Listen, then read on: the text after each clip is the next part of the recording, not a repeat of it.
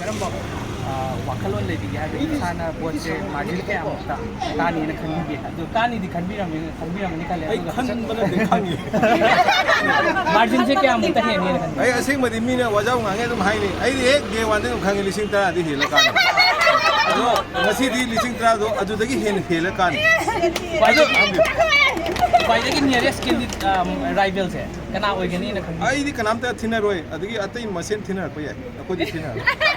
ꯀꯩꯅꯣꯗ ꯑꯩꯈꯣꯏꯒꯤ ꯔꯦꯁ ꯆꯦꯟꯕꯗ ꯐ꯭ꯔꯦꯝꯗꯗꯤ ꯆꯜꯂꯔꯣꯏ ꯑꯇꯩꯗꯤ ꯑꯩꯈꯣꯏ ꯈꯛꯇ ꯇꯥꯔꯦ ꯑꯇꯣꯞꯄ ꯀꯦꯟꯗꯤꯗꯦꯠꯇꯒꯤ ꯌꯥꯝ ꯃꯥꯔꯖꯤꯟ ꯌꯥꯝ ꯆꯥꯎꯅ ꯍꯦꯟꯅ ꯀꯥꯅꯤꯅ ꯈꯟꯕꯤꯔꯤꯁꯦ ꯀꯔꯤ ꯒ꯭ꯔꯥꯎꯟꯗ ꯑꯣꯏꯕꯤꯔꯕꯅꯣ ꯊꯃꯣꯏꯗꯒꯤ ꯑꯩꯈꯣꯏ ꯄꯩꯁꯥ ꯇꯥꯟꯒꯦ ꯆꯪꯕ ꯅꯠꯇꯦ ꯏꯁꯣꯔ ꯊꯥꯛꯀꯤ ꯁꯤꯀꯤꯝ ꯆꯥꯔꯣꯏꯗ ꯑꯗꯨꯐꯥꯎ ꯂꯩ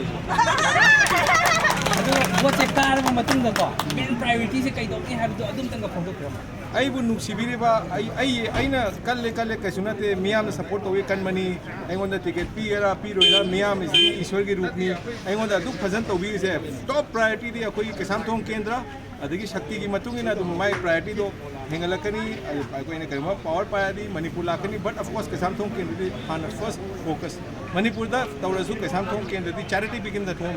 ꯑꯗꯨꯒ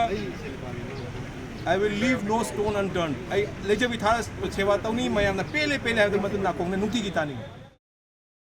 Lekin nikhal se ba khwaidagi nearest candidate se kana oini na khindi Senargadi ai hana sudum haijaba Kaisamthong kendra sida yarige equity development da my ojanba my definition of politics is to do work is to serve people, connect with the people. Aduna praja by nation number naba ngamnabagi pandam da hona jabane sahi mari manga se aduna hena naba ngamna hona jage aduga akoigi main pandam di public ka kwaidagi relation fajaba aduda kanna akoina focus tawri ngai aduda kana akoi nearest rival candidate no adudi yam kanna akoina focus tawjedre aduna rival haibasidi enemy haibagi wariga chai wahan thokne duga gi enemy leiti ai gidi Kaisamthong kendra leiba khudima ai friends ngatani ai family ngatani even candidate sing rivals moina mayamna rival haibiriba adugi family sing ju aina yam nusina moisu family ni khanjara dum leijai aduna tasena ngasi aikoina changjan jaraiba naha moina Kaisamthong kendra de haudoga limori bai kendra yankai ma panje naha amna kedo uchagi haiba wakhalon changjan jarakpase ngasi mayamda hena ngasi lakadu ngasi election sida mai pa anbinuna Prajagi mapung phanate seba tawbu ngamba phanganbiu haina isore khurumjari adu khaidokko nimita su isore chanbiduna hena masing helaga RPI na Maheshwar na mai paaga Kaisamthong kendra se Manipur se amtang hena seba mapung phana tawbu ngamba oijage haina su isore khurumjari tamo rival ga koi candidate china bhagwa padu wanatana anak top candidate wa kam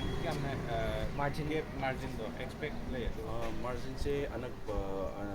aina sum khanjaba aigi oina nearest haitare koi rival natavida nearest candidate to gadum 2 to 3,000 ki kenna badi dum leido male